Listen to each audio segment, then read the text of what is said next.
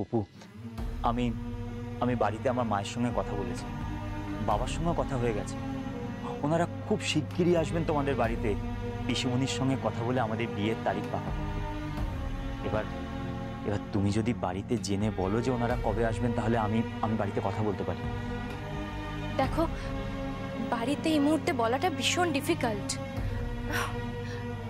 তুমি তো সব দেখতে পাচ্ছ বাড়ির অবস্থা।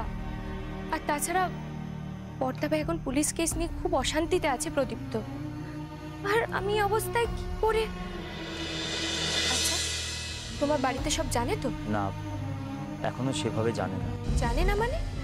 তুমি তাদের না জানিয়ে বিয়ে করছো?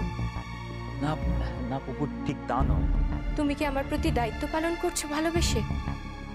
তুমি কি সবকিছু গোপন করে আমাকে বিয়ে করার চেষ্টা করছো প্রদীপ্ত? তুমি এভাবে বলছো কেন পুপু? ঠিক তাই।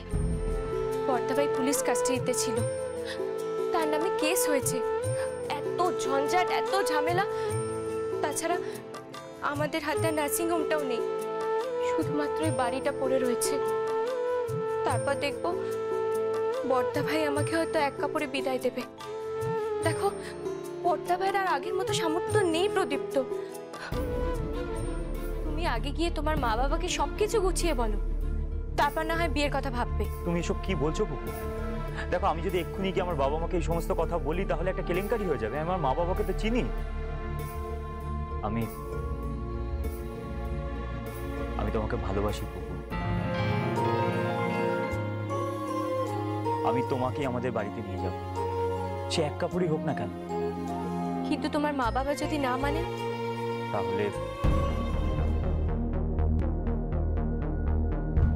তাহলে আমরা বাড়ির বাইরে গিয়ে বিয়ে করবো পুপু।